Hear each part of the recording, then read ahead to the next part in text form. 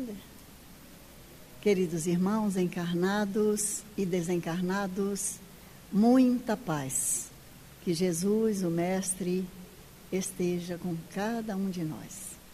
Na noite de hoje, dando continuidade ao estudo do Evangelho segundo o Espiritismo, estamos finalizando o capítulo 21, que trata do tema: haverá falsos cristos e falsos profetas.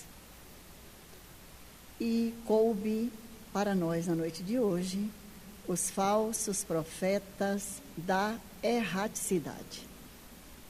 Essa palavra erraticidade significa o mundo espiritual, aquela parte do mundo espiritual onde permanecem os desencarnados que necessitam ainda de reencarnação. Então, podemos traduzir os falsos profetas do mundo espiritual. E essa é uma mensagem do espírito Erasto, que faz parte das instruções dos espíritos. O espírito Erasto, que foi discípulo de Paulo de Tarso, escrita em Paris no ano de 1862. Parece que foi escrita hoje, porque Erasto começa dizendo na sua mensagem que não somente entre os encarnados há criaturas, há médiuns, há profetas que são falsos, que na erraticidade, que no mundo espiritual existe em muito maior número de espíritos orgulhosos, prepotentes, que por aqui vêm utilizando de nomes respeitáveis, de pessoas que passaram pelo planeta e fizeram um trabalho excelente. Então, estes espíritos não têm o mínimo desconforto em utilizar nomes de personalidades notáveis. Qual o objetivo que eles fazem isso?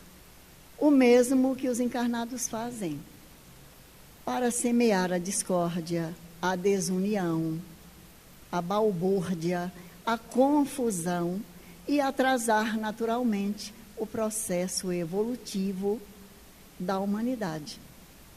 Porque todos nós, Kardec nos diz em O Livro dos Médiuns, que todos nós, seres humanos, de alguma forma somos médiuns. Se não de forma ostensiva, mas pela intuição, pela inspiração, todos nós somos médiuns em maior ou menor grau.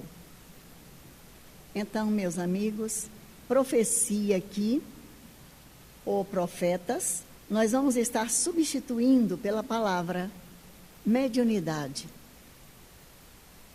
A profecia, mediunidade. E os profetas são médiuns. Jesus é um médium de Deus. E somente Jesus pode-se dizer que é um médium perfeito, porque ele próprio diz: eu e o Pai somos um. Ele trabalha constantemente e eu procuro fazer o mesmo. Os apóstolos de Jesus futuramente serão os médiuns do Cristo.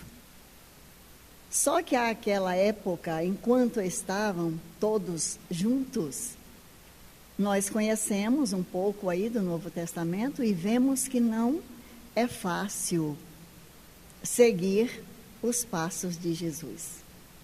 Dentro de uma sociedade altamente arbitrária, materialista, que nem a nossa sociedade dos dias de hoje. Jesus vem trazendo uma boa nova de esperança, de planificação social. onde, segundo Jesus, não há senhores e nem escravos, porque todos somos filhos de Deus. E Deus é o nosso Pai, amoroso, justo e bom.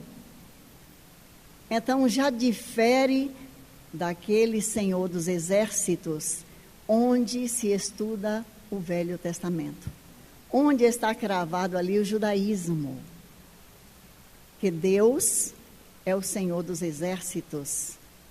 Deus é poder, mas Deus também fica irado e pune os seus filhos, pune as suas criaturas. Jesus vem nos apresentar a divindade como sendo o nosso Pai, o nosso Criador, e nos ensina a oração do Pai Nosso. Lá na frente, depois da passagem de Jesus, nós vamos observar que todos eles tiveram que dar um testemunho. Mas Judas, inflamado, porque ele conhecia os talentos morais e espirituais do Mestre Jesus, ele comete um equívoco, entregando Jesus para os sacerdotes, para os fariseus. E o desespero dele é tal quando ele vê que Jesus não tem nenhuma ação que possa mostrar para o mundo, para a sociedade, que ele tem aquela força moral de transformar água em vinho, de fazer milagres. Jesus se deixa conduzir como uma ovelha para o matadouro. E Judas, altamente arrependido, cheio de remorsos, tira a sua própria vida através do suicídio. Mas vamos ver também Pedro, ali quando Jesus é condenado e está sendo torturado, quando questionado se ele estava junto daquele que ia para a cruz, ele nega Jesus por 3 vezes. E Jesus já havia dito para ele: antes que o galo cante, tu terás me negado 3 vezes. E Pedro não acredita. O que é isso, mestre? Jamais faria tal coisa. Mas, ao tempo certo, Pedro é a pedra angular do cristianismo. Pedro dá o seu testemunho. E quando também em Roma foi condenado à morte pela cruz, ele disse que não era merecedor de ser crucificado como seu mestre. Por isso ele é crucificado de cabeça para baixo. Nós outros que aqui estamos, usufruindo dos esclarecimentos, dos conhecimentos, do Consolador prometido por Jesus, que é a doutrina espírita, todos nós aqui somos médiuns, em maior ou menor grau, com faculdades ostensivas ou não, mas cada um de nós tem intuições, pressentimentos, muitas vezes mediunidade através dos sonhos. Então, temos que seguir Jesus, sobretudo porque estamos partilhando da última hora, onde nos é dada a grande oportunidade de redenção. E nós vamos ver sobre esses espíritos que muitas vezes nos influenciam. Lá em O Livro dos Espíritos, que este ano está completando 160 anos, na segunda parte, no capítulo 9, tem um subtítulo nessa segunda parte, nesse capítulo: Influência oculta dos espíritos em nossos pensamentos e atos. A pergunta 459, Allan Kardec assim indaga: influem os espíritos em nossos pensamentos e atos? E o Espírito da Verdade respondeu: muito mais do que imaginais. Influem a tal ponto que de ordinário são eles que vos dirigem. Isso nos mostra que quando nós estamos com pensamento elevado, os bons se aproximam de nós. Atraímos os bons espíritos pelos nossos pensamentos, pelas nossas atitudes positivas diante da vida. Ao contrário, o negativismo, o desânimo, a intolerância, a maledicência atrai para junto de nós criaturas como nós mesmos e até piores. Por isso é que o Mestre, nos ensinando a orar, recomendou-nos: orai e vigiai para não cairdes em tentação. No livro dos médiuns, tem uma informação importante, tem muitas, aliás, o livro inteiro. Ali contém a parte científica da doutrina espírita. E no capítulo 20, que trata da influência moral do médium, Kardec também questiona a espiritualidade. É o item 9. Qual o médium que se poderia considerar perfeito? E os benfeitores espirituais respondem: perfeito. Ah, bem sabeis que a perfeição não existe na terra, sem o que não estaríeis nela. Isso é espiritualidade falando para Allan Kardec. Dize, bom médium, e já é muito, por isso que eles são raros. Médium perfeito seria aquele contra o qual os maus espíritos jamais ousassem uma tentativa de enganá-lo. Dize bom médium, e já é muito, por isso que eles são raros. Médium perfeito seria aquele contra o qual os maus espíritos jamais ousassem uma tentativa de enganá-lo. Repetindo para não esquecermos: o melhor é aquele que, simpatizando somente com os bons espíritos, tem sido o menos enganado. E aí, quem quiser continuar o conhecimento lá no capítulo 20, em O Livro dos Médiuns, continuem, porque Kardec vai perguntando: mas por que o médium, sendo um bom médium, simpatizando somente com os bons espíritos, por que volta e meia ele pode ser enganado? E aí vem outras respostas compatíveis com o questionamento. E nós vamos observar que na vida do nosso querido Chico Xavier, esse modelo para todos nós médiuns, aqui na Pátria do Cruzeiro, nós temos este exemplo vivo, esse seguidor fiel de Jesus, esse médium, que não obstante certamente as suas falhas, que não sabemos quais, porque tudo que nós conhecemos do Chico é a sua bondade, a sua renúncia, a sua graduação moral. Então é uma criatura excelente. Mas como o próprio Espírito diz que médium perfeito aqui na Terra não existe, o Chico dizia que ele não passava de um cisco. Mas certamente é o seu avanço espiritual que faz com que ele reconheça que ele tem muito para crescer. Mas nós outros aqui na nossa pequenez, em alguns momentos a gente se arvora de bom médium. Será de fato? Vez que outra, naturalmente os espíritos amigos têm uma grande dificuldade em passar uma comunicação através da nossa mediunidade.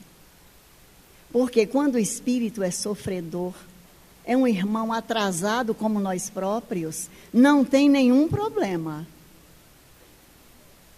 A aproximação desses irmãos e o recado deles é quase que instantâneo. Mas quando é alguém um pouco mais elevado, nós nos enchemos de receio, de cuidados. Mas será? O que é que vão pensar de mim? Ah, esse recado está muito duro. Eu não posso passar essa mensagem. Afinal de contas, que tipo de médium nós somos? Somos ou não somos médiums com Jesus? Temos que ser, meus irmãos, porque estamos na doutrina espírita. E com mais ou menos imperfeições, somos espíritas. E de preferência, sejamos espíritas verdadeiros. Reconhece-se o verdadeiro espírita pela sua transformação moral e pelos esforços que ele empreende para domar suas más inclinações.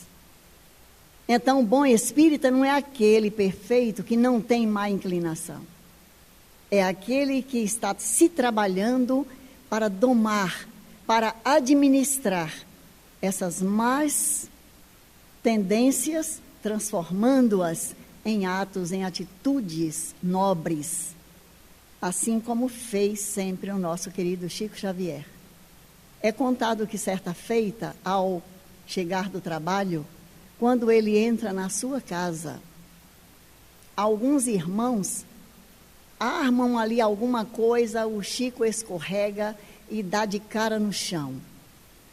Ele levanta a cabeça e vê aqueles irmãos ali, e ele já ia dizer, mas meus irmãos, o que é que vocês estão fazendo? Por que vocês estão fazendo isso comigo? Mas Emmanuel diz para ele, Chico, agradeça, agradeça. E ele mecanicamente diz, obrigado, meus irmãos. Ali os olhos cheios d'água, porque a queda tinha sido grande. E depois o Chico quer saber por que eu tive que agradecer. Chico, para desvincular. Se você tivesse feito qualquer questionamento, você estaria atrelado a esses irmãos. Então, observemos o médium que está atento. A mediunidade, como é uma grande oportunidade, é uma ferramenta preciosa, é um recurso sublime se soubermos utilizar para o nosso próprio bem. Nós estamos aqui médiuns, não é por sermos criaturas elevadas, é porque já cansamos de sofrer. Já desperdiçamos muitas e muitas experiências e oportunidades reencarnatórias. E desta feita é o remédio que vai nos fazer criaturas melhores. E acreditemos, se estamos nos esforçando, hoje estamos um pouco melhor do que ontem. Lembramos também aqui do nosso irmão, Divaldo Franco, que ele narra esse caso de um obsessor que o acompanhava já há mais de 20 anos. E naquela viagem que ele fizera ao Nordeste, se não me engano, em Aracaju, o amigo que foi buscá-lo no aeroporto para levá-lo para a cidade onde ele ia fazer aquela conferência, estava descendo uma ladeira e ele viu que aquele irmãozinho tinha pisado no pé do amigo dele e acelerava mais, e aquele carro descendo, e o amigo, meu Deus, o que está acontecendo? E ele em preces, e o obsessor rindo, gargalhando, até que finalmente o motorista conseguiu, porque o espírito afastou-se. Houve ali uma intervenção maior para não acontecer nenhum acidente. E no retorno a Salvador, no retorno à mansão do caminho, entrando na lixeira, o Divaldo ouvia um choro, e era um recém-nascido. Era uma criança totalmente deformada. E o obsessor que o estava acompanhando dizia, por que você está pegando isso aí? Isso é um ser humano. Observou que era uma menina. Você vai ter capacidade de cuidar desse aborto da natureza? Ele disse, meu irmão, mais respeito, é uma irmã, e eu vou cuidar dela como se fosse minha filha. E o espírito então começou a chorar. E disse, se você é capaz de cuidar, de amar uma criança como esta, nascendo totalmente defeituosa, eu posso te perdoar. Porque esse espírito que está aí foi a minha mãe na encarnação passada. E daquele dia em diante tornou-se um verdadeiro amigo de Divaldo Pereira Franco. E aí, meus amigos, nós vamos ver que somente pela nossa transformação moral, pelo amor, pelo sentimento de ternura, de generosidade, de compreensão, é que nós vamos melhorando a nossa condição. E ainda nessa de relacionamentos físico-espiritual, isto é, de intercâmbio com os bons espíritos, é que Amélia Rodrigues ditou para Divaldo Franco uma poesia que é uma prece. Particularmente, nós gostamos muito desse poema, que é o poema da gratidão. E Amélia Rodrigues diz assim: Senhor da vida, muito obrigada pelo ar que nos dás, pelo pão que nos deste, pela roupa que nos veste, pela alegria que possuímos, por tudo de que nos nutrimos. Muito obrigada, Senhor, pela beleza da paisagem, pelas aves que voam nos céus de anil, por tuas dádivas mil. Muito obrigada, Senhor, pelos olhos que temos, olhos que contemplam toda a beleza, olhos que se iluminam de amor ante o majestoso festival de cor da generosa natureza. Mas, Senhor, e aqueles que perderam a visão? Deixa-me rogar por eles ao teu nobre coração, porque eu sei que depois desta vida além da morte, eles voltarão a ver com alegria incontida. Muito obrigada, Senhor, pelos ouvidos meus, ouvidos que me foram dados por Deus. Muito obrigada porque eu posso escutar o teu nome sublime e assim eu posso amar. Mas muito obrigada também, Senhor, por todos os outros ouvidos que registram a sinfonia da vida no trabalho, na dor, na lida. O canto e o gemido do vento nos galhos do olmeiro, as lágrimas doridas que vertem os olhos do mundo inteiro e a voz longínqua do cancioneiro. Mas, Senhor, e aqueles que perderam a faculdade de escutar? Os que estão surdos, deixa-me por eles rogar. Mas eu sei que depois dessa prova na vida nova, eles voltarão a escutar. Muito obrigada, Senhor, pela minha voz, mas também pela sua voz.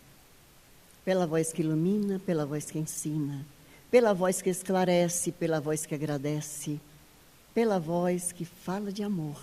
Muito obrigada, Senhor.